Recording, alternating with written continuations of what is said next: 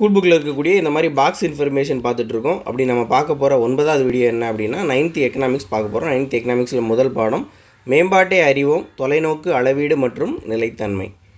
முதல்ல மேம்பாடு அப்படிங்கிற சொல்லுடைய பொருள் கொடுத்துருக்காங்க. மேம்பாடுனா எப்படியெல்லாம் நம்ம புரிஞ்சிக்கலாம் அப்படின்னா, மேம்பாடுனா முன்னேற்றம் அல்லது ஒரு வளர்ச்சி அடைகிறது, முன்னாடி இருக்கிறத விட மேம்படுறது அப்படிங்கிற மாதிரி தான் நம்ம எடுப்போம். சுய மேம்பாடு, தன் மேம்பாடு அப்படின்னு. ஆனால் இங்கே இதெல்லாம் இன்னும் என்னெல்லாம் சொல்கிறாங்க அப்படின்னா, தேவையான வழிகளில் வளர்ச்சி அடையணும். எது தேவையோ அந்த வழிகளில் வளர்ச்சி அடைகிறது, முன்னோக்கி போயிட்டே இருக்கிறது, தவறினை மீண்டும் செய்யாமல் இருக்கிறதும் மேம்பாடு தான். ஒரு பொருளாதார ரீதியான ஒரு வளர்ச்சியை நோக்கி நம்ம போகும்போது எந்த ஒரு தவறும் செய்யும்போது அதை திரும்பவும் செய்யாமல் இருக்கிறது மேம்பாடு தான். தினசரி வாழ்க்கையோட ஒரு பகுதியாக சொல்கிறாங்க. முன்னெடுக்கிறது, வளர்ச்சிக்கான சுதந்திரம், இது எல்லாமே மேம்பாடுன்னு தான் சொல்கிறாங்க. அடுத்ததாக மொத்த உள்நாட்டு உற்பத்திக்கு ஒரு டெஃபினிஷன் கொடுத்துருக்காங்க. மொத்த உள்நாட்டு உற்பத்தி என்ன அப்படின்னா, ஒரே ஒரு ஆண்டு தான். ஒரு ஆண்டில் ஒரு நாட்டோட புவியியல் எல்லைக்குள்ள குறிப்பிட்ட காலத்திற்குள் உற்பத்தி செய்யப்பட்ட பொருட்கள் மற்றும் பணிகளுடைய மொத்த பண மதிப்பு தான் என்னது, மொத்த உள்நாட்டு உற்பத்தி. அப்போ பொருட்கள், பணிகள் ரெண்டோட மதிப்பை தான் என்ன சொல்கிறோம், நம்ம மொத்த உள்நாட்டு உற்பத்தி அப்படின்னு சொல்கிறோம். தலா வருமானத்துடைய உலக வங்கி அறிக்கை அதுபடி ஒவ்வொரு நாடுகளுடைய அளவீடுகள் எந்த மாதிரி வகைப்படுத்தப்பட்டிருக்கு அப்படின்னு சொல்கிறாங்க தலா வருமானத்தை பொறுத்து. இப்போ தலா வருமானம்ங்கிறது ஒரு அமெரிக்க டாலரில் 1005க்கு கீழே இருக்குது அப்படின்னா அதை வந்து குறைந்த வருவாய் அப்படின்னு சொல்கிறோம். 1006லேருந்து ஒரு 3955 வரைக்கும் இருந்துச்சுன்னா குறைந்த நடுத்தர வருவாய். அதே இது 3956லேருந்து ஒரு 12235 வரைக்கும் இருந்துச்சுன்னா அது உயர் நடுத்தர வருவாய். 12235க்கு மேலே இருந்துச்சுன்னா அது என்ன சொல்கிறோம், உயர்ந்த வருவாய் அப்படின்னு யார் சொல்லியிருக்கா, உலக வங்கியோட அறிக்கை 2017-18 அந்த அறிக்கையை வெளியிட்டிருக்காங்க. அடுத்து ரொம்ப முக்கியமானது human development index. Human development index மனிதவள மேம்பாட்டு குறியீடு. திரும்ப எல்லா எக்கனாமிக்ஸ் சம்மந்தப்பட்ட எல்லா டாப்பிக்லேயும் வந்து இது வந்துடுது, எல்லா புக்லேயும். மனிதவள மேம்பாட்டு குறியீட்டுன்னா எப்படி கணக்கிடுவாங்க, முதல்ல ஒரு ஒரு ஒரு மனிதனுடைய ஆயுட்காலம். இரண்டாவது கல்வி, அதை வந்து சராசரி கல்வி அளவு ப்ளஸ் வயது வந்தோர் கல்வி அறிவு அப்படின்னு சொல்கிறாங்க, கல்வி அறிவு. மூணாவது வாழ்க்கை தரம், அதை வந்து மொத்த நாட்டு வருமானம் பை தலா வருமானம், வாங்கக்கூடிய திறன் சமநிலை. மொத்த நாட்டு வருமானத்தில் அதாவது ஒரு மனிதனுடைய தலா வருமானம், அவனுடைய பவர் பர்ச்சேசிங் பேரிட்டி அப்படின்னு சொல்லுவாங்க, வாங்கக்கூடிய சக்தி, இதை பொறுத்து தான் என்ன செய்கிறாங்க ஹியூமன் டெவலப்மெண்ட் இண்டெக்ஸ் வந்து கால்குலேட் பண்ணுறாங்க. இந்த 3 தான் இம்பார்ட்டன்ட் ஃபேக்டர். முதல்ல நல்ல ஆயுட்காலம், ஹெல்த் இருக்கணும். ரெண்டாவது எஜுகேஷன் இருக்கணும். மூணாவது நல்ல வருமானம் இருக்கணும். இந்த 3 தான். இந்தியாவுடைய மனித வளங்களுடைய வளர்ச்சிக்கு மனிதவள மேம்பாட்டு அமைச்சகம் தான் பொறுப்பாகும். மனிதவள மேம்பாட்டு அமைச்சகம் அதோட கேபிட்டல் எங்கே இருக்குது அப்படின்னா புதுடெல்லியில் சாஸ்திரி பவனில் இருக்குது அப்படின்னு சொல்கிறாங்க. தமிழ்நாட்டில் கல்வியறிவு விகிதம் வந்து தென் மாநிலங்களில் 2வது இடத்தை பெற்றிருக்கிறது. தமிழ்நாட்டுடைய கல்வியறிவு அப்படிங்கிறது தென் மாநிலங்களில் 2வது இடம். ஏற்கனவே நமக்கு தெரியும், கல்வியறிவை பொறுத்த வரைக்கும் முதல் இடம் யார் வாங்கியிருக்கா, கேரளா தான் முதல் இடத்துல இருக்குது. அப்போ 2வது இடத்துல யார் இருக்கா, தமிழ்நாடு இருக்காங்க. தமிழ்நாட்டுடைய கல்வியறிவு வீதம் தேசிய சராசரியை விட எவ்வளவா இருக்குது, அதிகமாக இருக்குது. உயர்கல்விக்கான சேர்க்கை விகிதம் இந்தியாவிலே மிக உயர்ந்தது அதுதான், கிராஸ் என்ரோல்மெண்ட் ரேஷியோ அப்படின்னு சொல்லுவாங்க. அது இந்தியாவை விட அதிகம் அப்படின்னு சொல்கிறாங்க. அடுத்து மாநிலங்களும் அதோடைய கல்வியறிவு விகிதம், இது எல்லாமே 2011 டேட்டா தான். அடுத்து பாலின விகிதம், அதுவும் 2011. உயர்கல்வி சேர்க்கைங்கிறது 2015லேருந்து 16 வரைக்கும் உள்ள டேட்டா. முதல்ல மாநிலங்கள் அப்படின்னு பார்க்குறோம். கல்வியறிவு விகிதம் முதல்ல எது பார்க்கணும் அப்படின்னா நம்ம இந்தியாவை தான் பார்க்கணும். இந்தியா எவ்வளவு, 74.04. ஆனால் தமிழ்நாடு எவ்வளோ வச்சுருக்கோம், 80.09. இப்போ நம்மளோட அதிகமாக இருக்கிறது யார், கேரளா மட்டும். நம்ம சைடில் கேரளா தான். அதுக்கப்புறம் எல்லாருமே பாருங்கள், நம்ம 80 அப்படின்னா நமக்கு அடுத்து யார், குஜராத் 78. அடுத்ததாக ஆந்திரா வந்து கர்நாடகா 75 வச்சுருக்காங்க. உத்தரப்பிரதேசம் 69 வச்சுருக்காங்க. ஆந்திரா வந்து 67 வச்சுருக்காங்க. நமக்கு மெயினாக தெரியக்கூடியது இதுதான். கேரளா 94, தமிழ்நாடு வந்து 80, இந்தியா வந்து 74 தான். அடுத்து பாலின விகிதம் அப்படிங்கிறது 1000 ஆண்களுக்கு எவ்வளோ பெண்கள் அப்படிங்கிற ஒரு ரிப்போர்ட்டு தான் பாலின விகிதம். இந்தியா பொறுத்த வரைக்கும் 943 தான். ஆனால் தமிழ்நாடை பொறுத்த வரைக்கும் 996, கிட்டத்தட்ட 1000 கிட்ட போயிட்டோம். ஆனால் அதுலேயும் கேரளா நம்மளோட அதிகமாக தான் இருக்காங்க, 1084. மற்ற எல்லா ஸ்டேட்டும் நம்மளோட கம்மி தான். இப்போ ஆந்திரா வந்து 993, அடுத்ததாக 973 கர்நாடகா, 919 குஜராத், 912 உத்தரப்பிரதேசம். உயர்கல்வி சேர்க்கை கிராஸ் என்ரோல்மெண்ட் ரேஷியோன்னு சொல்லுவாங்கள்ல. ஸோ இந்தியாவில் பார்த்தோம் அப்படின்னா 24.5 தான். தமிழ்நாட்டில் 44. 3. இது எல்லா மாநிலங்களை விட அதிகம்தான். நம்மளுக்கு அடுத்து அப்படின்னு பார்க்கும்போது ஆந்திராவும் கேரளாவும் 30.8 அப்படிங்கிற இதில் அடுத்த இடத்த பிடிக்கிறாங்க. அதுக்கப்புறம் 26.1 கர்நாடகா, 24.5 ஊபி, அதுவும் இந்தியாவோடைய ரேட்டிங் ஒன்று தான். அதை விட கீழே தான் குஜராத்லாம் இருக்குது. 24 தான் யார், இந்தியா தமிழ்நாட்டை விட பாதி தான் அவங்க இருக்கிறாங்க. இயற்கை வளங்களை ரெண்டாக பிரிப்போம். ஒன்று புதுப்பிக்கக்கூடிய வளங்கள், இன்னொன்று புதுப்பிக்கத்தகாத வளங்கள். இதில் வந்து தாவரங்கள் விலங்குகளுடைய அந்த புதைப்படிவங்கள் அது கனிமமாக உருவாகும்ல, அது எல்லாமே புதுப்பிக்கக்கூடிய வளங்கள் தான். புதுப்பிக்கத்தகாததுன்னா அந்த புதைப்படிவ பொருட்கள், மண், கனிமங்கள் இதெல்லாத்தையும் என்ன செய்ய முடியாது, புதுப்பிக்க முடியாது அப்படின்னு சொல்கிறாங்க. புதுப்பிக்கத்தக்க வளங்கள் மாசற்ற மற்றும் சுற்றுச்சூழல் நலம் காக்கிறது. புதுப்பிக்கக்கூடிய வளங்கள் வந்து சுற்றுச்சூழல் நலத்தை காக்கிறது. ஆனால் புதுப்பிக்கத்தகாத வளங்கள் என்ன செய்யுது அப்படின்னா சுற்றுச்சூழலை மாசுபடுத்துது, சேதப்படுத்துது. இந்த வளங்கள் புதுப்பிக்கிறதுக்கான ஒரு குறுகிய காலத்தை தான் என்ன செய்யுது, புதுப்பிக்கத்தக்க வளங்கள் எடுத்துக்கொள்ளுது. ஆனால் இது பல நூற்றாண்டுகள் தேவைப்படும். இதெல்லாம் உருவாகிறதுக்கு பல நூற்றாண்டுகள் தேவைப்படும். இதுக்கு எடுத்துக்காட்டு சூரிய சக்தி, காற்று சக்தி, நீர், மரம், காகிதம், இதெல்லாம் தாவரங்கள், விலங்குகள், இதெல்லாத்தையும் எதில் கொண்டு வராங்க அப்படின்னா புதுப்பிக்கத்தக்க வளங்கள் அப்படின்னு சொல்கிறாங்க. புதுப்பிக்க இல்லாத வளங்கள் அப்படிங்கிறது உலோகங்கள், கண்ணாடி, புதைப்படிவ எரிபொருட்கள், அதாவது நிலக்கரி, பெட்ரோல், இயற்கை எரிவாயு, டீசல், இதெல்லாமே புதுப்பிக்க இயலாத வளங்கள் அப்படின்னு சொல்லியிருக்கிறாங்க. அடுத்து ரொம்ப முக்கியமானது இந்தியாவுடைய சுற்றுச்சூழல் செயல்பாடுகள் தொடர்பான சட்டங்கள். தேசிய பசுமை தீர்ப்பாய சட்டம் எப்போ கொண்டு வராங்க, பசுமை 10 பசுமையாக இருக்கணும், பசுமை 10, அதை ஞாபகம் வச்சுக்கோங்க. அப்போ தான் கொண்டு வராங்க 2010. இதோட செயல்பாடு என்ன அப்படின்னா சுற்றுச்சூழல் பாதுகாக்கிறது, காடுகள் மற்றும் இயற்கை வளங்களை பாதுகாக்கிறது இதோட முக்கியமான நோக்கம். அடுத்து பல்லுயிர்மை பாதுகாப்பு சட்டம். பல்உயிர், அப்போ பல் அப்படின்னா என்னது, 2 எழுத்து, பல்உயிர்மை பாதுகாப்பு சட்டம் 2ல் கொண்டு வந்திருக்காங்க. பல்லுயிர்மைகளை பாதுகாக்கிறது தான் அதோட நோக்கம். அடுத்து சுற்றுச்சூழல் பாதுகாப்பு சட்டம் 1986. இந்த 86 ரொம்ப முக்கியமானது. ஏன்னா இந்த 86 பார்க்கும்போது என்ன வரும், ஒரு 2வது தேசிய கொள்கை கொண்டு வந்திருப்பாங்க. 68ல் 3ல் கொண்டு வந்திருப்பாங்க, 86ல் 2வது கொண்டு வந்திருப்பாங்க. அடுத்து நுகர்வோர் பாதுகாப்பு சட்டம் கோப்ரா அப்போ தான் கொண்டு வந்திருப்பாங்க. அதே மாதிரி சுற்றுச்சூழல் பாதுகாப்பு சட்டமும் அப்போ தான் கொண்டு வந்திருக்காங்க. 86. ஆறுகளை 8ங்கிறது காடு ஞாபகம் வச்சுக்கோங்க. ஆறு, காடு எல்லாத்தையும் நம்ம வந்து பாதுகாக்கணும். சுற்றுச்சூழலை பாதுகாக்கிறது, மேம்படுத்தலுக்கான அதிகாரத்தை வழங்குறது, இது எல்லாமே இந்த சுற்றுச்சூழல் பாதுகாப்பு சட்டத்துக்குள்ளே அடங்கும். வன பாதுகாப்பு சட்டம் 80. இந்த வன பாதுகாப்பு சட்டம் ஃபாரஸ்ட்டை பாதுகாக்கக்கூடிய சட்டம்.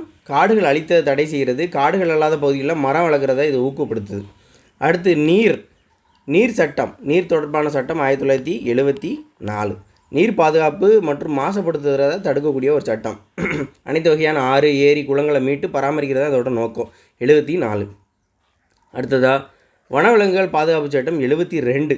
காட்டு விலங்குகள் மற்றும் பறவைகளுக்கு பாதுகாப்பு வழங்குகிறது. அப்போ முதல்ல இது கொண்டு வந்ததுன்னா வரிசையாக இப்படி தான் கொடுத்துருக்காங்க. 72ல் முதல்ல வனவிலங்குகளை பாதுகாக்கணும். விலங்கு வந்து 72. அதுக்கப்புறம் வனவிலங்குக்கு தண்ணி தேவை, அடுத்து நீர் கொண்டு வரோம் 74ல்.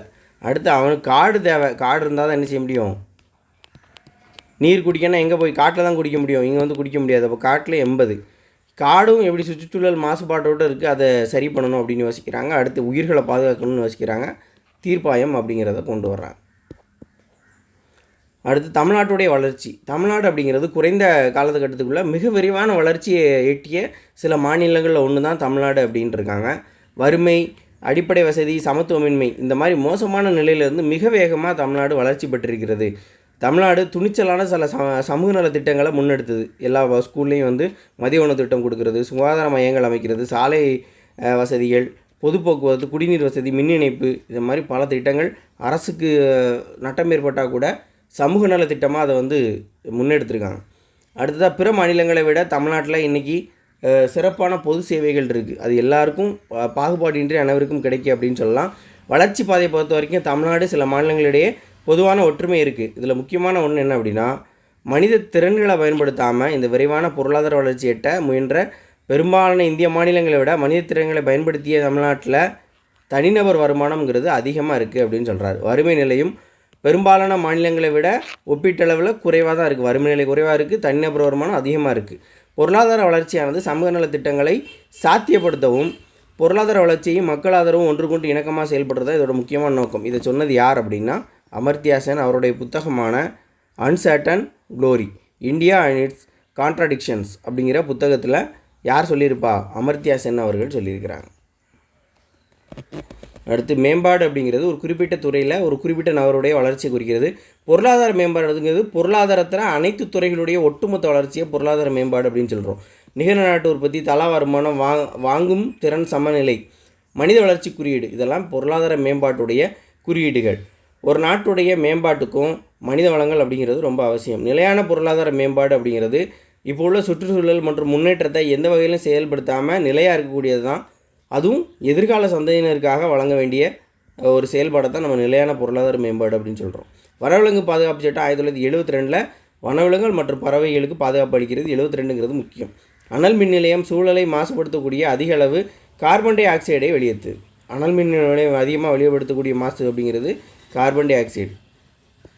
அடுத்து 2வது பாடம், இந்தியா மற்றும் தமிழ்நாட்டில் வேலைவாய்ப்பு. முதல்ல 3 வகையான துறைகள் இருக்குது. என்னது? முதன்மை துறை. இந்த முதன்மை துறை அப்படிங்கிறது என்ன? விவசாயம், காடுகள், சுரங்கம், மீன் வளர்ப்பு, இதெல்லாம் அடிப்படையான ஒரு வேலை அமைப்பு. அடுத்து 2வது அப்படின்னா தொழில்துறை அப்படின்னு சொல்கிறோம். 2வது துறை தான் தொழில்துறைன்னு சொல்கிறோம். பொருட்களை உற்பத்தி பண்ணக்கூடிய தொழிற்சாலைகள் இதுக்குள்ளே வருது. 3ஆம் துறை பணிகள் துறை அல்லது சேவைகள் துறை அப்படின்னு சொல்கிறோம். இந்த 3 தான் 3 துறைகளாக இந்தியாவில் சொல்கிறாங்க. வேலைவாய்ப்பில் துறை வாரியான பங்கு அப்படின்னு சொல்கிறோம். முதல்ல முதன்மை துறை அப்படிங்கிறது விவசாயம். 2ஆம் துறைங்கிறது தொழில்துறை. 3வது சார்புத்துறை அல்லது பணிகள் துறை அப்படின்னு சொல்கிறாங்க. முதல்ல 1972-73 காலகட்டத்தில் முதன்மை துறையோடைய காலம் என்ன இருந்துச்சு? ஓங்கி இருந்துச்சு. அதுக்கப்புறமா பணிகள் துறை, அடுத்து தொழில்துறைங்கிறது இருந்துச்சு. இப்போ 2011-12 பொறுத்த வரைக்கும் 49% தான் முதன்மை துறையோடைய பங்களிப்பு இருக்குது. இது பணிகள் துறை 27%, 24 அப்படிங்கிறது தொழில்துறை பங்களிப்புமாக இருக்குது. அடுத்து வேலைவாய்ப்பின்மை தீர்க்கிறதுக்காக, அந்த சிக்கல்களை தீர்க்கிறதுக்காக வேலைவாய்ப்பு அலுவலகத்தை, எம்ப்ளாய்மெண்ட் ஆஃபீஸ் அப்படிங்கிற மாதிரி ஒரு கான்செப்டை முதல்ல கொண்டு வந்தது யார் அப்படின்னா, இடைக்கால வரலாற்று காலத்தில் இந்தியாவுடைய டெல்லி சுல்தான்களில் முக்கியமான ஒரு சுல்தானாக இருக்கக்கூடிய பெரோஷா துக்ளக் தான் வேலைவாய்ப்பின்மை சிக்கலை தீர்க்கிறதுக்காக வேலைவாய்ப்பு அலுவலகம் அப்படிங்கிற ஒரு விஷயத்தை முதல்ல கொண்டு வர்றார். துறைகள் அப்படிங்கிறது அது செயல்படுத்தக்கூடிய அமைப்பு வாரியாக நம்ம எப்படி பிரிக்கிறோம்? 2ஆக பிரிக்கிறோம். ஒன்று பொதுத்துறை, இன்னொன்று தனியார் துறை. பொதுத்துறைங்கிறது என்னது? மத்திய அரசு, மாநில அரசு, அது மட்டும் இல்லாமல் தேசியமயமாக்கப்பட்ட தொழிற்சாலைகள், இது எல்லாமே பொதுத்துறைகளில் வருது. தனியார் துறைகளில் என்ன வருது? முதல்ல குழும பதிவற்றது. ஒரு தனி வணிகராக அல்லது கூட்டு வணிகராக என்ன செய்கிறாங்க? பதிவு பண்ணாமல் என்ன செய்கிறாங்க? அவங்க ஒரு சில்லறை வணிகராகவோ யாரோ ஒரு தனியாக அவங்க தொழில் பண்ணுவாங்க. அடுத்ததாக குழும பதிவு பெற்றது. இவங்க வரையறுக்கப்பட்ட ஒரு தனியார் நிறுவனமாக இருப்பாங்க, இல்லை வரையறுக்கப்பட்ட ஒரு பொது நிறுவனமாக இருப்பாங்க, ஆனால் பதிவு பெற்றவங்களாக இருப்பாங்க. அடுத்ததாக 3வது என்ன அப்படின்னா, உரிமம் பெற்றவராக ஒருத்தர் இருப்பார். இதெல்லாம் பொதுத்துறை, தனியார் துறைக்கான விஷயங்கள். அடுத்து அவங்க 2 பேருக்குமான வேறுபாடுகள் அப்படின்னா, இது பெரும்பாலும் சேவை நோக்கம் கொண்டதாக தான் பொதுத்துறை இருக்கணும். தனியார் துறை லாப நோக்கம் கொண்டதாக தான் இருக்கணும். அரசாங்கத்துறை அப்படிங்கும்போது இப்போ பேருந்து துறை சில பகுதிகளுக்கு போகும்போது அந்த பெரிய லாபம் இல்லை அப்படின்னாலும் மக்களுக்கு சேவைங்கிறதுக்காக சில இடங்களில் இன்னும் டிரான்ஸ்போர்ட் வசதிகள் இருக்குது. அதுக்கான முக்கியமான காரணம் சேவை. தனியார் அங்கே என்ன செய்ய மாட்டாங்க? பஸ் விட மாட்டாங்க. லாபம் இருந்தால் மட்டும்தான் அந்த மாதிரி செய்வாங்க. இது மாதிரி பல எடுத்துக்காட்டுகள் இருக்குது. சொத்துக்கள் அரசாங்கத்துக்கு தான் சொந்தம். இங்கே தனிநபர்களுக்கு சொந்தமாக இருக்கும். ஊதியம் அரசாங்கத்தால் வழங்கப்படும். இங்கே ஊதியம் உரிமையாளர்களால் வழங்கப்படும். அடுத்ததாக இருவேல் பட்டுவில் வேலைவாய்ப்பு ஒரு கள ஆய்வு. வேலைவாய்ப்பு நிலவரங்களில் ஏற்படக்கூடிய மாற்றத்தை தேசிய அல்லது மாநில அளவில் மட்டும்தான் என்ன செய்ய முடியும்? புரிந்து கொள்ள முடியும் அப்படின்னு கிடையாது. கிராமத்தை ஆய்வு செய்வதன் மூலமும் புரிந்து கொள்ளலாம். இருவேல்பட்டுங்கிறது ஒரு ஆய்வு செய்யப்பட்ட ஒரு கிராமம். அந்த கிராமம் தமிழ்நாட்டில் விழுப்புரம் மாவட்டத்தில் உள்ள இருக்குது. இந்த கிராமம் 100 ஆண்டுகளுக்கு அதிகமான அறிஞர்கள் பலரால் ஆய்வு செய்யப்பட்டு வந்தது. இதை ஸ்லேட்டர் கிராமம் அப்படின்னு சொல்லுவாங்க. ஏன்னா அந்த ஸ்லேட்டர் அப்படிங்கிறவருடைய தலைமையில் தான் இதை முதல்ல கள ஆய்வு பண்ணியிருப்பாங்க. அவர் என்ன பண்ணியிருந்தாருன்னா, சென்னை பல்கலைக்கழகத்தில் பணியாற்றி வந்தார். கில்பர்ட் ஸ்லேட்டர் அப்படிங்கிற ஒரு ஆள். அவர் தான் தன்னுடைய மாணவர்களுடைய கள ஆய்வு செய்வதற்காக 1916 என்ன செஞ்சுருக்காரு? இந்த கிராமங்களில் போய் ஆய்வு செஞ்சுருக்கிறாரு.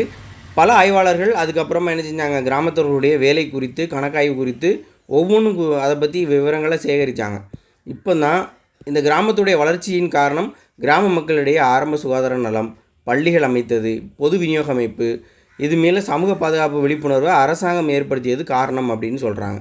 இந்த கிராமம் பல மாறுதலுக்கு உட்பட்ட போதிலும் இன்னும் அவங்க வேலைவாய்ப்பை சார்ந்து எதை சார்ந்து இருக்குது அப்படின்னா இன்னும் கிராமங்களில் விவசாயத்தை தான் சார்ந்து இருக்குது.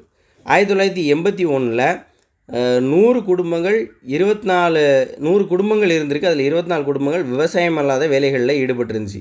2008 எடுத்துக்கிட்டோம்னா விவசாயம் அல்லாத வேலைகளில் இந்த குடும்பங்களுடைய எண்ணிக்கை என்னவாக இருக்குது அப்படின்னா 41 மாறியிருக்கு. 100ல் 24 குடும்பம் தான் விவசாயம் இல்லாத வேலையை பார்த்துச்சு. அதாவது 4ல் 1 பங்கு. இப்போது 4ல் கிட்டத்தட்ட 2 பங்கு 41 குடும்பங்கள் விவசாயம் இல்லாத வேலைகளுக்கு போயிருக்காங்க. அப்போ 1981 2008 வரைக்கும் உள்ள காலகட்டத்தில் விவசாயத்தில் 34%லேருந்து 26 குறைஞ்சிருக்கு. விவசாய கூலிகளாம் பயிரிடாமல் ஈடுபட்டிருந்த குடும்பங்களுடைய வீதம் குறைஞ்சிருக்கு. இங்கே 24 குடும்பங்கள் 41 குடும்பங்களாக என்ன செஞ்சுருக்கு, இன்க்ரீஸ் ஆகிருக்கு. என்ன அது விவசாயம் அல்லாத வேலைகளில் இன்க்ரீஸ் ஆகிருக்கு. அதை தான் இங்கே கொடுத்துருக்காங்க. இந்த இருவேல்பட்டில் அந்த ஏற்படுத்தப்பட்ட அந்த ஆய்வில் சொல்லக்கூடிய விஷயங்கள்.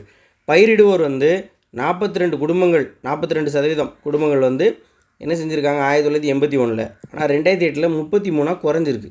அப்போ விவசாயம்ங்கிறது கொஞ்சம் குறைஞ்சிருக்கு. விவசாய கூலிகள் 34, ஆனால் 26% இப்போ மாறியிருக்காங்க. விவசாயம் அல்லாத தொழிலாளர்கள் 24லேருந்து இப்போ 41 இன்க்ரீஸ் ஆகியிருக்காங்க. மொத்த குடும்பங்கள் 100. அந்த 100 குடும்பங்கள்னு எடுத்துக்கிட்டா இங்கேயும் 100. அப்போ எப்படி இருந்தாலும் குறைந்தாலும் கூட இன்னும் விவசாயத்தை பெரும்பான்மையாக பண்ணக்கூடிய மக்கள் இருக்காங்க.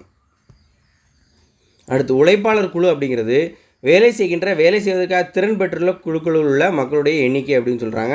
வேலைவாய்ப்பு அமைப்பு பொருளாதாரத்தில் பல்வேறு துறைகளில் ஈடுபட்டுள்ள தொழிலாளர்களுடைய எண்ணிக்கையை குறிக்கிறது. 72-73 தொடங்கி 4-10 ஆண்டுகளுக்கு இந்தியாவுடைய வேலைவாய்ப்பு வளர்ச்சி விகிதம் அப்படிங்கிறது சராசரியாக 2% நினைஞ்சிருக்கு, அப்படி இன்க்ரீஸ் ஆகிருக்கு. அமைப்பு ரீதியாக ஒருங்கமைக்கப்பட்ட துறை அவருடைய ஊழியர்களுக்கு பணி பாதுகாப்பும் காப்பீடு போன்ற எல்லா ஆதாயமும் இருக்குது. அதான் ஒரு இன்ஸ்டியூஷன் அப்படிங்கிறது ரொம்ப முக்கியமாக இருக்குது. ஒரு அரசாங்கத்திலேயோ இல்லை தனி ஒரு கம்பெனிலேயோ அது ஒழுங்கமைக்கப்பட்ட ஒரு துறையாக இருக்கக்கூடிய பட்சத்தில் அவங்களுக்கு எல்லாமே கிடைக்குது. பணி பாதுகாப்பு, காப்பீடு அப்படிங்கிறதெல்லாம் கிடைக்கி. முழுமையாக சொல்லப்போனால் ஒழுங்கமைக்கப்பட்ட துறையில் அதிகமாக அவங்களுக்கு அந்த ஜாப் செக்யூரிட்டி அப்படிங்கிறது இருக்குது. பொதுத்துறை அப்படிங்கிறது அரசு நிர்வாகம் செய்யக்கூடிய நிறுவனங்கள். மக்களுடைய வாழ்க்கை முறையின் காரணமாக வேலைவாய்ப்பு முறைங்கிறது நிறையா மாற்றங்களை மேற்கொள்ளுது. அடுத்து 3வது பாடம் பணம் மற்றும் கடன். முதல்ல ஷெர்ஷாவுடைய காலத்தில் 1540லேருந்து 46 வரைக்கும் முகலாயர்கள் காலத்தில் இடையில என்ன செஞ்சிருப்பார் அப்படின்னா ஷெர்ஷா சூரி வந்திருப்பார். ஹுமாயூனை தோற்கடிச்சு உள்ளே வந்திருப்பார். 40லேருந்து 46 வரைக்கும் இராணுவத்துக்குமான ஒரு புதிய குடிமக்களுக்கும் இராணுவத்துக்குமான ஒரு புதிய நிர்வாக முறையை அவர் கொண்டு வந்தார். அவர் காலத்தில் அறிமுகப்படுத்தப்பட்ட அந்த 178 கிராம் கொண்ட வெள்ளி நாணயம் ருபியா அப்படின்னு அழைக்கப்பட்டது. அப்போ ருபியாங்கிற நாணயத்தை இன்ட்ரடியூஸ் பண்ணது யார் அப்படின்னு கேட்பாங்க, ஷெர்ஷா சூரி. அந்த ருபியாங்கிறது என்ன நாணயம் அப்படின்னு கேட்பாங்க. தங்க நாணயமாக என்ன நாணயம்னு கேட்பாங்க. ருபியா அப்படிங்கிறது வெள்ளி நாணயம். இது எவ்வளோ எடை அப்படின்னா 188 கிராம் எடை கொண்டது. இந்த நாணயம் முகலாயர்கள், மராத்தியர்கள், ஆங்கிலேயர்கள் காலம் வரைக்கும் என்ன செஞ்சிச்சு, புழக்கத்தில் இருந்துச்சு அப்படின்னு சொல்கிறாங்க. அடுத்து பணத்தோடைய வரலாறு. பணம் முதல்ல என்ன செஞ்சு ஒரு காலகட்டத்தில் ஒரு கிமு 9000 அப்படிங்கிற காலகட்டம்லாம் பார்த்தோம் அப்படின்னா முதல் காலகட்டங்களில் அப்போ என்ன செஞ்சுருக்காங்க அப்படின்னா பண்டமாற்று முறை தான் முதல்ல இருந்திருக்கு. இந்த பணம் அப்படிங்கிற கண்டுபிடிக்கிறதுக்கு முன்னாடி பண்டமாற்று முறை என்ன, தன்னிட்ட இருக்கக்கூடிய ஒரு பொருளை கொடுத்து தனக்கு தேவையான பொருளை என்ன செஞ்சுக்கிட்டான், மனுஷன் வாங்கிக்கிட்டான். தானியங்கள், கால்நடைகள், உப்பு இதான் என்ன செஞ்சிச்சு பண்டமாற்று பொருளாக பயன்பட்டது அப்படின்னு சொல்கிறாங்க. அடுத்து 2வது என்ன அப்படின்னா ஒரு குறிப்பிட்ட காலம் வருது, கிமு ஒரு 1100 அந்த காலகட்டத்தில் பார்க்கும்போது சீனர்கள் என்ன செய்கிறாங்க அப்படின்னா சிறு நாணயங்களை பயன்படுத்தியிருக்காங்க. அப்போது சீனர்கள் தான் நாணயங்களை முதல்ல பயன்படுத்தினாங்க அப்படின்னு நம்ம தெரிஞ்சுக்கலாம். இந்த நாணயங்கள் வெண்கலத்தில் செய்யப்பட்டிருக்கு. இந்திய பெருங்கடலை ஒட்டியுள்ள நாடுகளில் சோழிகள் என்ன செய்ய பணமாக பயன்படுத்தப்பட்டிருக்கு. சோழிகளே என்ன செஞ்சுருக்காங்க, நாணயமாக பயன்படுத்தியிருக்காங்க. சீனர்களும் நாணயங்கள் பயன்படுத்தியிருக்காங்க 1100 காலகட்டத்தில். இதெல்லாம் கிமு. அடுத்து கிமு 600 அந்த காலகட்டத்தில் தான் காகித பணம் அப்படிங்கிற ஒரு விஷயம் இருந்திருக்கு. மத்திய தரைக்கடல் பகுதி முழுவதும் இந்த பண பரிவர்த்தனை தொடங்கியது. லிதியா நாட்டு அரசர் அலியாதீஸ் அப்படிங்கிறவர் வணிக பரிமாற்றத்துக்கு பணத்தை பயன்படுத்துவதாக ஒரு அதிகாரப்பூர்வமாக அறிவிப்பு வெளியிடுறாரு. இந்த நாடு எங்கே இருக்குது, லிதியா நாடுங்கிறது இப்போ துருக்கியில் இருக்குது. அடுத்து தங்க நாணயம் 1250 இந்த காலகட்டத்தில் என்ன செஞ்சுருக்காங்க அப்படின்னா இது கிபி. பரிவர்த்தனையாக தங்க மூலம் பூசப்பட்ட நாணயம் வந்து ஐரோப்பாவில் அறிமுகப்படுத்துகிறாங்க. அடுத்ததாக மார்க்கோ போலோ. மார்க்கோ போலோ 1290 கிபி. அவருடைய பயணத்தால் காகித பணம் தான் ஐரோப்பிய நாடுகளில் பரவுச்சு அப்படின்னு சொல்கிறாங்க. காகித பணத்தை அச்சடிக்கிறது அப்படிங்கிறது 1661 ஸ்வீடன் வங்கிகளில் அச்சடித்த புதிதில் அதற்கு பெரிய வரவேற்புலாம் இல்லை அப்படின்னு சொல்கிறாங்க. ஸ்வீடன் வங்கிகள் தான் அதை அச்சடிச்சிருக்கு. அடுத்தது 1860 வந்து தந்தி மூலமான மின்னணு பரிவர்த்தனை மேற்கொள்ளப்பட்டது. தந்தியில் பணம் வருது அப்படின்னு சொல்லுவாங்கள்ல. அடுத்து கடன் அட்டை.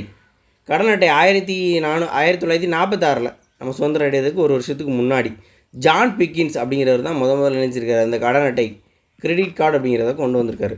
அடுத்து என்எஃப்சினா நியர் ஃபீல்டு கம்யூனிகேஷன் அப்படின்னு சொல்கிறாங்க. இது வந்து 2008 கொண்டு வந்தாங்க. பண பரிவர்த்தனை முறை வந்து பிரிட்டனில் தான் முதல்ல செஞ்சுவிட்டது, அறிமுகம் செய்யப்பட்டது.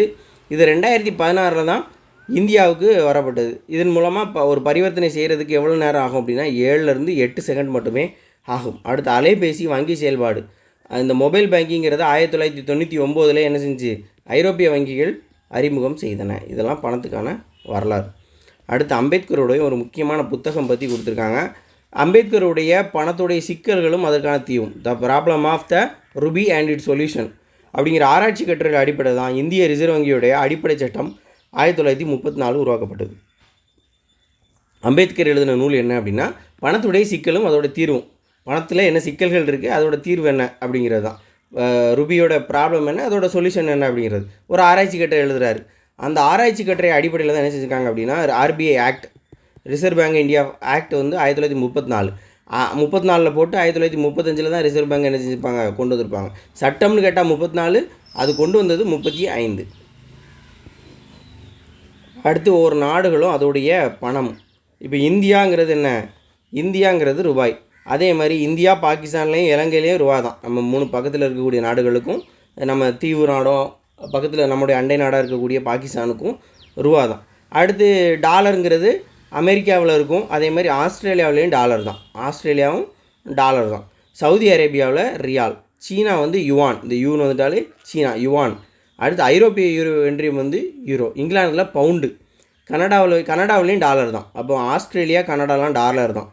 மலேசியாவில் வந்து ரிங்கிட். ஜப்பானில் வந்து யென். இதெல்லாம் சவுதி அரேபியா ரியால். இதெல்லாம் ஒவ்வொரு நாடுகளுடைய இது பண மதிப்பு.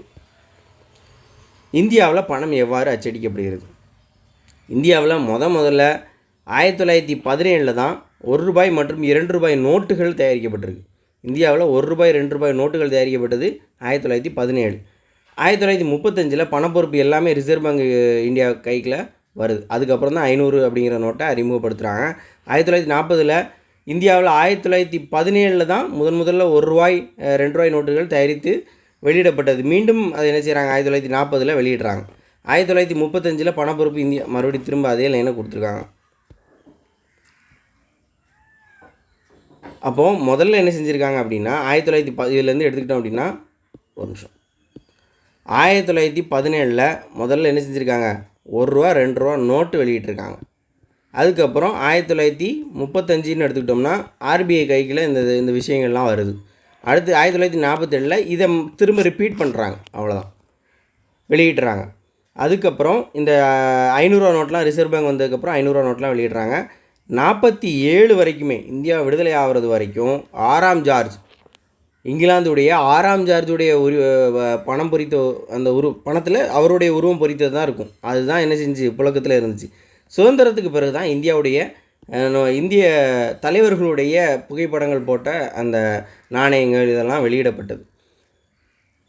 என்னென்னு தெரியல, இதை திரும்ப கொடுத்துருக்காங்க, அதே விஷயத்தை தான் கொடுத்துருக்காங்க.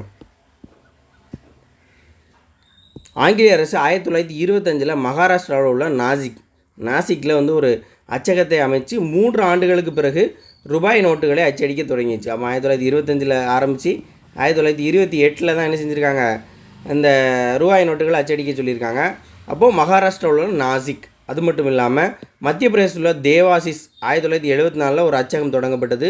இந்த 2 அச்சகங்களை தவிர security printing and minting corporation of India limited, இந்த 2ஐயும் தவிர 1990 கர்நாடக மாநிலத்தில் உள்ள மைசூர்லையும் மேற்கு வங்கத்தில் உள்ள சல்பானியிலையும் ரூபாய்கள் வங்கிகள் சம்மந்தப்பட்ட ஆவணங்களை அச்சடிக்க 2 அச்சகங்களை இந்திய ரிசர்வ் வங்கி தொடங்கியது. அப்போ 4 விஷயங்கள் இருக்குது. ஒன்று என்னது? மகாராஷ்டிராவில் நாசிக், 2வது மத்திய பிரதேசில் தேவாசிஸ், 3வது மைசூர், கர்நாடகா மைசூர், 4வது மேற்கு வங்கத்தில் உள்ள சல்பானி.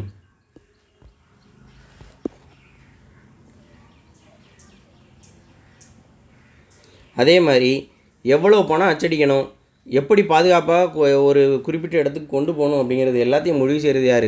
ஆர்பிஐ தான். 10,000 ரூபாய் மதிப்புடைய நோட்டுகள் அச்சடிக்க இந்திய ரிசர்வ் வங்கிக்கு அதிகாரம் இருந்தாலும் இப்போ வரைக்கும் 10,000 ரூபா வரைக்கும் அச்சடிக்கிறதுக்கு ரிசர்வ் வங்கிக்கு அதிகாரம் இருக்குது. ஆனால் இப்போ வரைக்கும் என்ன பண்ணியிருக்காங்க? 2,000 ரூபா நோட்டு தான் அதிகபட்ச பணமாக வந்து அச்சடிக்கிறாங்க. நாகரிகங்கள் வளர்ச்சி அடைந்த பகுதியில் தான் என்ன செஞ்சு பண்டமாற்று முறை செழித்தோங்கியது. தங்கம், வெள்ளி, செம்பு இதெல்லாம் புராதன பணம் அப்படின்னு சொல்லப்பட்டது. புராதன பணம்னா என்னன்னு கேட்கலாம். தங்கம், வெள்ளி, செம்பு. மிளகு, நறுமணப் பொருட்கள் அதிக அளவில் ஏற்றுமதி செய்யப்பட்டன. மிளகு, நறுமணப் பொருட்கள், ஏன்னா இங்கே அதான் நம்மளுடைய ஸ்பெஷாலிட்டி. உலோக பற்றாக்குறை காரணமாக என்ன செஞ்சு, உலோகத்தில் பற்றாக்குறை ஏற்பட்டதன் காரணமாக தான் இந்த காகித பணம் அப்படிங்கிற ஒரு முதல்ல பற்று சீட்டுன்னு சொல்லுவாங்க, அப்படி விஷயங்களை தான் கொண்டு வந்தாங்க. ஒரு சீட்டு மாதிரி எழுதி கொடுப்பாங்க, இதுக்கு இவ்வளோ தரணும் அப்படின்னு. அதுக்கப்புறம் அது வந்து பணமாக மாறப்பட்டது அப்படின்னு சொல்லுவாங்க. தற்போது அலைபேசி மூலமும் வங்கி செயல்பாடு மூலமும் பரிவர்த்தனை மேற்கொள்ளப்படுகிறது. பண பரிமாற்றத்தை பராமரிப்பதும் கண்காணிக்கதும் அரசோட கடமை. இந்தியாவுடைய அனைத்து பெரிய மற்றும் முக்கிய வங்கிகள் நாட்டுடைமையாக்கப்பட்டிருக்கு. பணத்துக்கும் பொருளோட விலைக்கும் நெருக்கமான தொடர்பு இருக்குது அப்படின்னு சொல்கிறாங்க. அடுத்து 4வது படம் தமிழகத்தில் வேளாண்மை. பயிர் செய்யப்படக்கூடிய மொத்த பரப்பளவு, தமிழ்நாட்டில் பயிர் செய்யக்கூடிய மொத்த பரப்பளவில் பாசன வசதி எவ்வளவு தான் இருக்குது? கிட்டத்தட்ட பாதி தான் இருக்குது. 50 கூட ஒரு 7%, 57% தான் பாசன வசதி இருக்குது. மற்ற எல்லாமே யாரை நம்பி இருக்குது? மழை நம்பி தான் இருக்குது. அடுத்து மறைநீர் அப்படின்னா என்ன? மறைந்து இருக்கக்கூடிய நீர். இந்த மறைநீருங்கிற பதத்தை யார் கொண்டு வந்திருப்பா? டோனின்னு நம்ம டோனி இல்லை, டோனி ஆலன் அப்படிங்கிறவர் 1990 கொண்டு வந்திருப்பார். டோனி ஆலன். இவர் வந்து விவசாயம் அல்லது தொழிற்சாலை உற்பத்தியின் போது தேவைப்படக்கூடிய அந்த எடுத்துக்கொள்ளக்கூடிய விவசாயத்துக்கு தேவையான நீர் இருக்குல்ல, தண்ணி பாய்க்கிறது, அது மட்டும் இல்லாமல் தொழிற்சாலைகளுடைய பயன்பாட்டுக்காக பயன்படுத்தக்கூடிய நீரை தான் என்ன சொல்கிறாரு அப்படின்னா மறைநீர் அப்படிங்கிறது உணவு அல்லது மற்ற பொருட்கள் உற்பத்தி செய்கிறதுக்கு ஒரு நாட்டிலிருந்து மற்றொரு நாட்டிற்கு வாணிகம் செய்யப்படும் போது அவற்றோடு மறைமுகமாக அதுக்காக செலவிடக்கூடிய நீரும் செல்லுது. இப்போ ஒரு பொருளை உற்பத்தி செய்கிற நெல், ஒரு குறிப்பிட்ட எவ்வளோ டன் அப்படிங்கிற நெல், குறிப்பிட்ட டன் வந்து ஒரு நெல்லை உற்பத்தி செய்து நம்ம அதை ஏற்றுமதி பண்ணுறோம். போகிறது நெல் மட்டும் இல்லை, அந்த நெல்லுக்காக செலவழித்த நீரும் அப்படின்னு தான் அவர் சொல்கிறார்.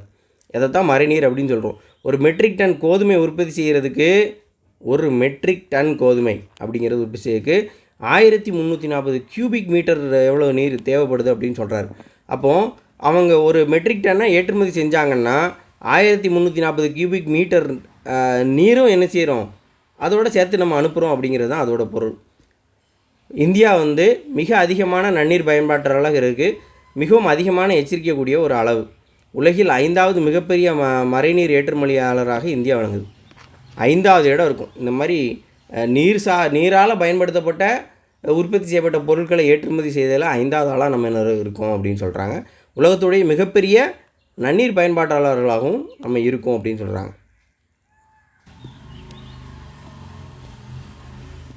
அடுத்தது என்ன அப்படின்னா, தென்னிந்தியாவுடைய 3வது பெரிய ஆறு, தென்னிந்தியாவில் 3வது பெரிய ஆறு அப்படிங்கிறது காவேரி. இதோடைய அளவு அப்படி நீளம்னு பார்க்கும்போது 765 கிலோமீட்டர் அப்படின்னு கொடுத்துருக்காங்க. காவிரி ஆற்றுடைய குறுக்கே தமிழ்நாட்டுடைய மேட்டூர் அணை மற்றும் கல்லணை கட்டப்பட்டுள்ளது அப்படின்னு சொல்கிறாங்க. பாசனத்துக்கான நீர் ஆதாரங்கள் தமிழ்நாட்டை பொறுத்த வரைக்கும் அதிகமானது என்னது? கிணற்று நீர் பாசனம் 62%, வாய்க்கால்களில் வந்து 24%, ஏரிகளில் 14% பாசனத்திற்கான நீர் ஆதாரங்கள். நுண்ணீர் பாசன தொழில்நுட்பம் நீர் பற்றாக்குறைக்கு நல்ல தீர்வாக, அதாவது சொட்டு நீர் பாசனம் மாதிரி இந்த தண்ணி இப்படி தெளிக்கிறாங்களே, இதுதான் நுண்ணீர் பாசனம் அப்படின்னு சொல்கிறாங்க. இந்த தொழில்நுட்பம் பாரம்பரிய நீர்ப்பாசன முறைகளை விட பயிர்களில் அதிக மகசூல் கிடைக்குது அப்படின்னு சொல்கிறாங்க. சீரான கால இடைவெளியில் அளவாக என்ன செய்யுது? நீர் பாய்ச்சப்படுறதுனால உற்பத்தி திறன் மற்றும் நீர் பயன்பாட்டு திறன் அதிகரிக்கிறதோட பணி ஆட்களுடைய செலவை வந்து என்ன செய்யுது? குறைக்குது. ஆள் தேவையில்லை. கலை வளர்ச்சியினை கட்டுப்படுத்துது. நுண்ணீர் பாசனத்தின் மூலம் உரமிடுகிறதால உர பயன்பாட்டு திறன் அதிகரிக்கிறதோடு தரமான விளைபொருளும் கிடைக்கிது. தமிழகம் ஒரு தண்ணீர் பற்றாக்குறை மாநிலமாக இருக்கிறதுனால நுண்ணீர் பாசன திட்டத்தினை அதிக தண்ணீர் தேவைப்படக்கூடிய விவசாய பயிர்களில் கவனம் செலுத்துறதுல அரசு வந்து கவனம் செலுத்துகிறது அப்படின்னு சொல்கிறாங்க. தமிழகத்தில் வேளாண் தொழிலோட ஈடுபட்டவருடைய எண்ணிக்கை சாகுபடி குறைஞ்சிக்கிட்டு இருக்குது அப்படின்னு சொல்கிறாங்க. இந்திய அளவில் குறு விவசாயிகளோட எண்ணிக்கை அதிகரித்து கூடி வரக்கூடிய வேளையில் தமிழ்நாட்டில் என்ன செய்யுது அப்படின்னா குறையுது. தமிழகத்தின் மொத்த புவியியல் பரப்பில் 1 விழுக்காடு நிலப்பரப்பு மட்டுமே பயிர் செய்யப்படுது. தமிழ்நாட்டுடைய பரப்பில் ஒரே ஒரு % தான் தமிழ்நாட்டில் நம்ம என்ன செய்கிறோம், அவ்வளோ நிலத்தை மட்டும்தான் நம்ம என்ன செய்கிறோம் பயிர் செய்ய பயன்படுத்தப்படுறோம். அதுலேயும் 4ல் ஒரு பகுதி நிலங்களில் 4ல் ஒரு பகுதி என்ன செய்யப்பட்டிருக்கு அப்படின்னா தரிசாக விடப்பட்டிருக்கு. ஒரு நிலத்துக்கு நல்ல நீர் வசதி கிடைத்தால் ஓராண்டு காலத்தில் 2 முறை அல்லது 3 முறை என்ன செய்யலாம் பயிர் சாகுபடி செய்யலாம். வேளாண்மைக்கான நீர் ஆதாரம் அப்படின்னு சொன்னோம்னா தென்மேற்கு மற்றும் வடகிழக்கு பருவமழை. அதில் வேளாண்மை பெரும்பாலும் நம்பியிருக்கிறது நிலத்தடி நீர் தான். பயிர்களை உணவு பயிர்கள் மற்றும் உணவல்லாத பயிர்கள் அப்படின்னு 2 வகையாக பிரிக்கலாம். உணவு பயிர்கள்னு எடுத்துக்கிட்டோம்னா நெல், சோளம், கம்பு, கேழ்வரகு. உணவல்லாத பயிர்களில் முக்கியமானதாக தென்னை தான் இருக்குது அப்படின்னு சொல்கிறாங்க. வேளாண் பயிர்களுடைய உற்பத்தி திறன் அதிகரித்து வருவதை சமீப காலத்திலுடைய ஆய்வுகள் என்ன செய்யுது வெளிப்படுத்துது. அடுத்து இடம்பெயர்தல் 5வது பாடம். உலகிலேயே மெக்சிகோ அமெரிக்க ஐக்கிய நாடு இடையேயான இடப்பெயர்வு தான், அந்த பாதை தான் மிகப்பெரிய இடப்பெயர்வு பாதை. 2010 மெக்சிகோவுக்கும் அமெரிக்காவுக்கும் இருக்கக்கூடிய அந்த இடப்பெயர்வு பாதை தான் பெரியது அப்படின்னு சொல்கிறாங்க. நீண்ட தூரம் இடம்பெயரக்கூடிய பறவைனா ஆர்டிக் டென். தமிழ் புத்தகத்திலே நம்ம படிச்சிருப்போம். இடம்பெயர்தலுக்கான காரணங்கள் அப்படின்னு பார்த்தோம்னா முதல்ல மெயினாக என்னது திருமணங்கள் தான். பெண்கள் அதிகமாக இடம்பெயர்றது இதில் என்ன ஏதுன்னு கேட்காமலே கட்டி கொடுத்த இடத்துக்கு போயே ஆகணும். அப்படின்னா திருமணங்களில் இடப்பெயர்வுகள். அப்போ அதிகமான இடப்பெயர்வு வந்து திருமணத்தில் தான் நடக்குது. அதுக்கப்புறம் பார்த்தோம்னா 21% என்னது குடும்பத்தோடு சேர்கிறாங்க. தொழிலுக்காக ஏதோ ஒரு வேலைவாய்ப்பு குடும்பத்தோடு இடம்பெயர்தல் அப்படிங்கிறது வந்து என்னது 2வது 21% இருக்குது. அதுக்கப்புறமா வேலைவாய்ப்பு சம்மந்தமாக இடம்பெயர்தல் அப்படின்னு. இதில் தொழில் நிமித்தமாக இடம்பெயர்ந்தது 1.2% தான்.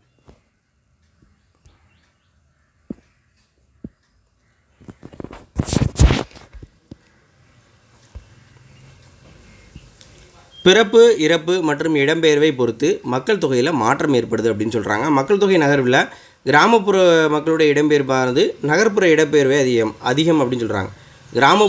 கிராமத்திலேருந்து இடம்பெயர்றது தான் அதிகம் அப்படின்னு சொல்கிறாங்க. வேலைவாய்ப்புக்காக ஏதோ ஒரு இதுக்காக அதிகமாக இடம்பெயர்றாங்க. இந்தியா மற்றும் தமிழ்நாட்டில் பெண்களுடைய இடம்பெயர்வை தீர்மானிக்கக்கூடிய முக்கிய காரணமாக திருமணம் அப்படிங்கிறதா இருக்குது. அதிகமான இடப்பெயர்வும் திருமணம் தான். ஆண்களுடைய இடப்பெயர்வு அப்படின்னு காரணம்னா வேலை தான். பெண்களுக்கு திருமணம் தான் இடப்பெயர்வுக்கான காரணியாக இருக்குது. ஆண்களுக்கு இடப்பெயர்வுக்கான காரணியாக வேலைவாய்ப்பு தான் இருக்குது. ஒரு சமுதாயத்தில் ஏற்படக்கூடிய இடப்பெயர்வின் தன்மை அளவு அந்த சமுதாயம் அடைந்த வளர்ச்சியை கொண்டு பெரிய அளவில் அந்த சமுதாயம் வளர்ச்சி அடைஞ்சுன்னா பெரிய அளவில் இடம்பெயர்தல் இருக்கும் அப்படின்னு சொல்கிறாங்க. ஏன்னா நகரத்தை நோக்கி நகரும்போது தான் பெரிய அளவில் அவங்களுக்கு வேலை வாய்ப்பு வரும் அப்படின்னு சொல்கிறாங்க. ஏழை மக்களுடைய தங்களுடைய வாழ்வாதாரத்திற்கும் வசதி வாய்ப்புடைய மக்கள் தங்களுடைய வாழ்க்கை தரத்தை மேம்படுத்தி கொள்வதற்காகவும் என்ன செய்கிறாங்க அப்படின்னா இடம்பெயர்றாங்க.